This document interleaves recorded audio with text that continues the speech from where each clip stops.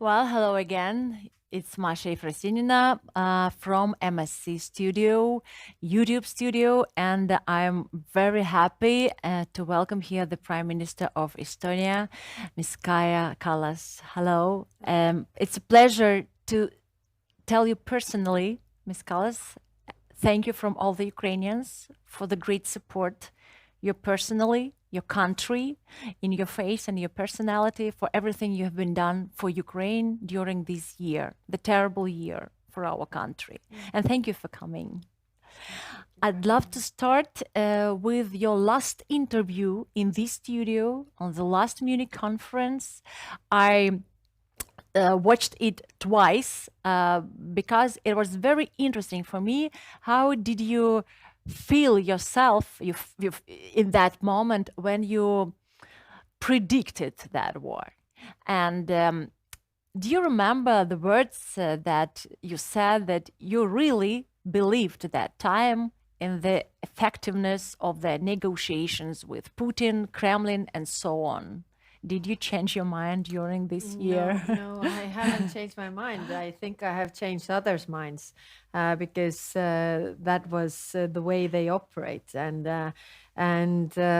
this was so true. I mean, then I quoted the foreign minister of Soviet Union, but actually later, after the war, or actually when the annexation of those regions, they had the Security Council meeting, Kremlin, and then Putin asked everybody, so, what will be the reactions of the West? And Medvedev said there something like this, that, okay, there will be sanctions, they're going to be hard, but sooner or later, the West will grow tired of their own initiative and they will lift the sanctions and we will get what we want. So actually, that is the same. Nothing has changed. Do you still believe that negotiations with them, with Russia, with Putin is possible and it will bring to something like stop the war? No, I didn't believe it then. I don't believe it now because then it is that you go and attack another country and then you say that, okay, let's draw the line here and everybody stays where they are. But that means that aggression pays off. You have something you didn't have before.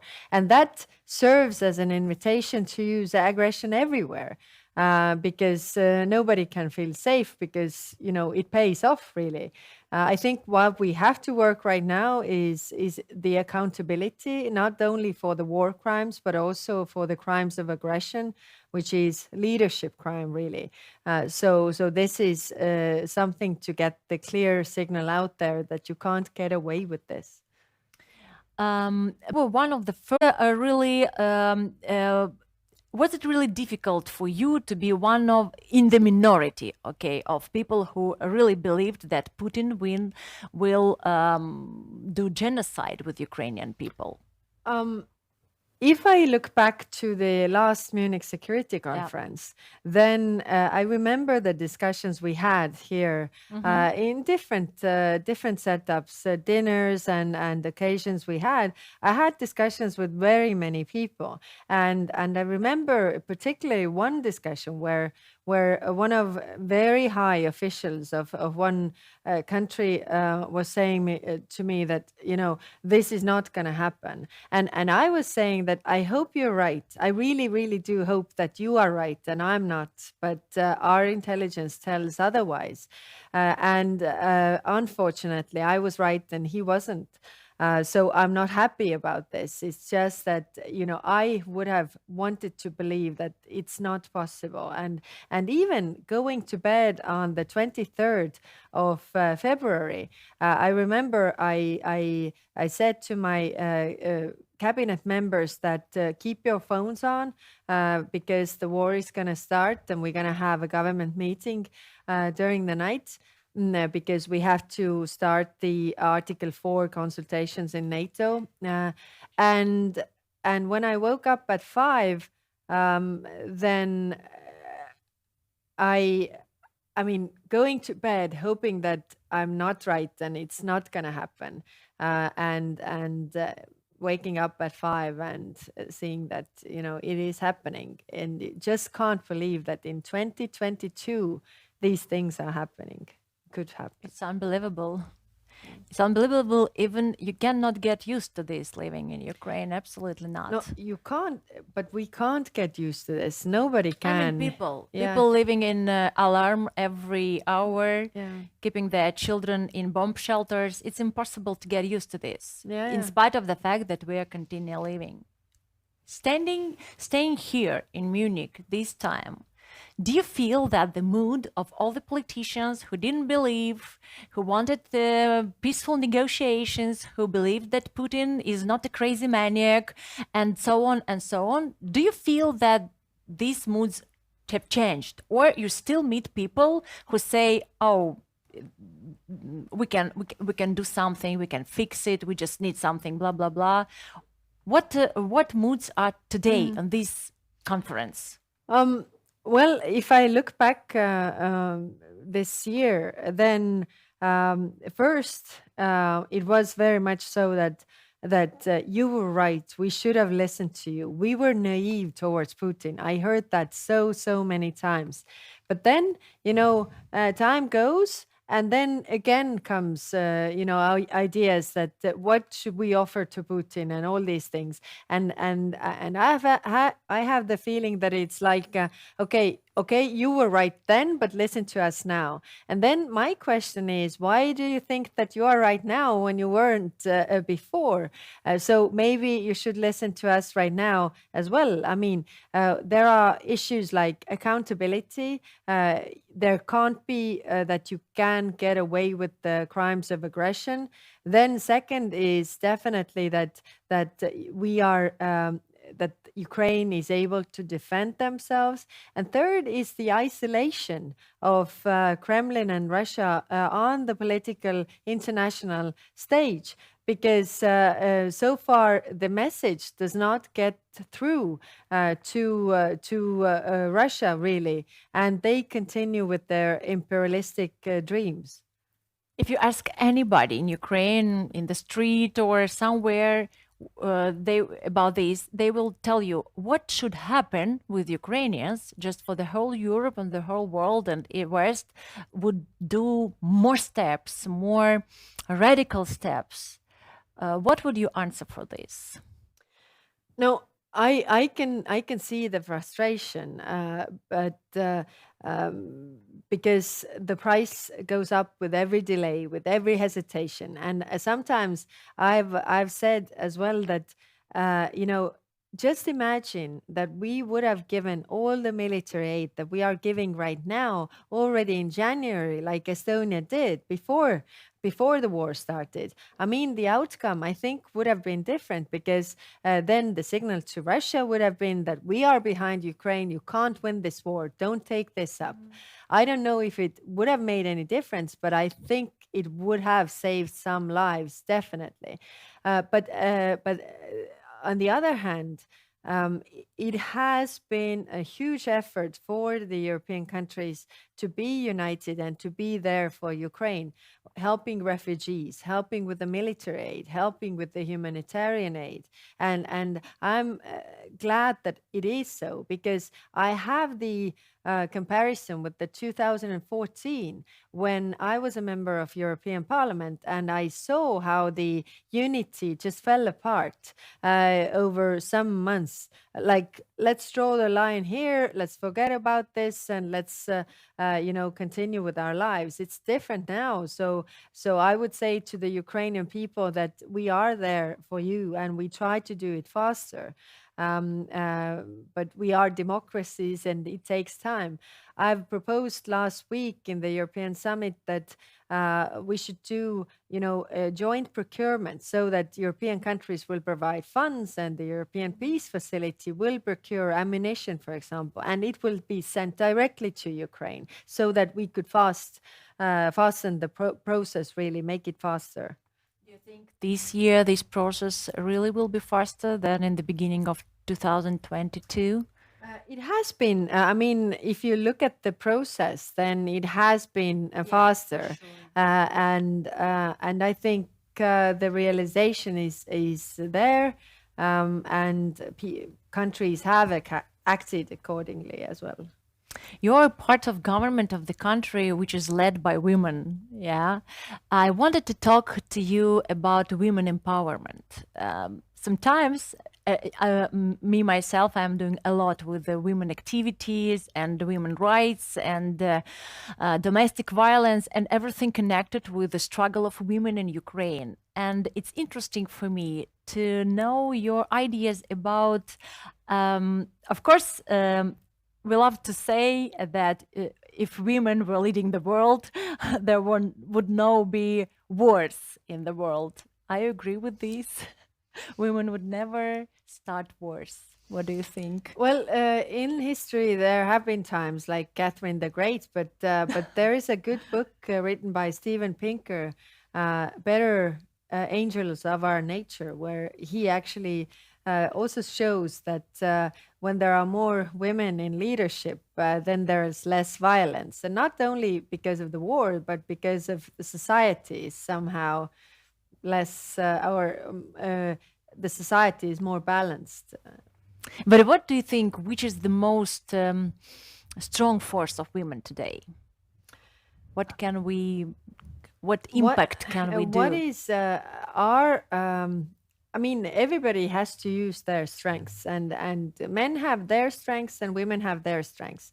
What is the strength of women is to find compromise and try to, bring everybody together and cooperate. I see this so much in politics that women are very much oriented on getting things done, whereas men are sometimes oriented to who gets the point for doing things. Yeah. So who is the one? But I wouldn't say that women are better politicians than men or men better politicians than women. But we just have different life experiences. So in order to have balanced societies, you have to have both experiences also in the decision making. What is your strongest fear for today? The strongest fear for today is that we are not doing enough to make this war stop, and the war would, expand even further. We, you mean politicians? Yes, we. I mean Europe, or actually the world and politicians. Yes. What are your three main messages to Ukrainian people? Because we have this interview also on my YouTube channel. It has a pretty big audience, and I would love you to say some main messages that are right now in your mind when you think about Ukraine. First, I want to say that we are with Ukraine. We stand with Ukraine. We try to help as much as we can with everything we can. I mean, Estonia is a small country, but we do our best and try to convince others to do the same, because I really feel that it's a question of international rules-based order that is at stake. The second is that just try to hang in there. It is very difficult times, and I can't even imagine how difficult the times are. But going through those difficult times, I think you also find the unity among your nation that helps you, do the reforms for getting to European Union, getting to NATO. There is a light in the end of the tunnel. Is it very far? This I hope not. I hope not. What gives you this hope and all this? What helps you to continue believing in that? What helps you to continue to fight together with us or for us? The feeling of justice, really. I mean, neutrality, can't be the answer here, because neutrality means indifference to brutality, to the violence that we are seeing now. And you only understand the price of neutrality when you are yourself in danger or need help, and nobody comes to assist you. And therefore, I think this is also for everybody, that we have to fight this brutality and violence together. Otherwise, the all international rules-based order is really, really in danger, and security of the world. For sure. I would put really a lot of hopes for this conference, because this is the first conference when you can talk about Russia without presence of Russia. This is one of the signals to them that they are isolated, and I hope this process will bring... Yeah, I think the accountability issue is also, if we look, is very important, because if we look at the history, then, the history keeps on repeating itself, because there never has been accountability for the crimes that Russians have committed before. Whereas there was tribunal of Nuremberg, there was a tribunal of Tokyo after the Second World War for the Nazi crimes, and the Nazi crimes were widely condemned in the whole world.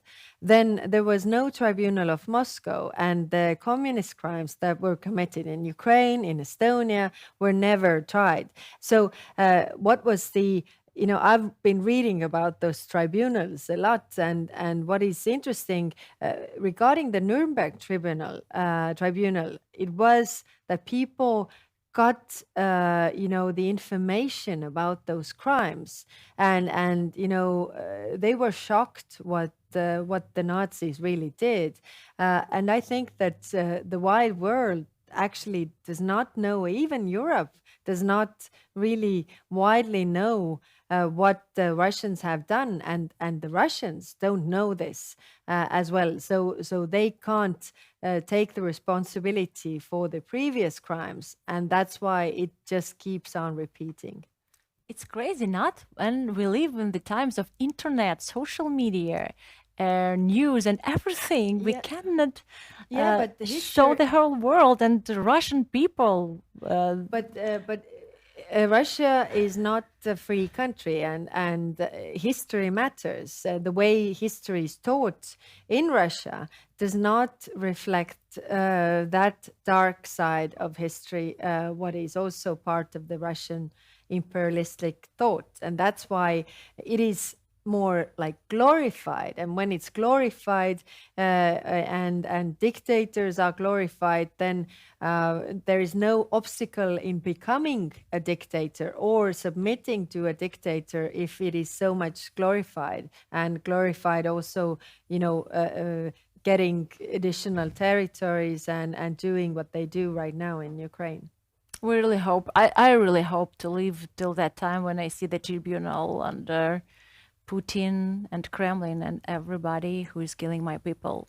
Thank you so much, Kaya. Thank you for finding time. I know your schedule, and it's really a big honor to talk to you. Thank you so much. See you.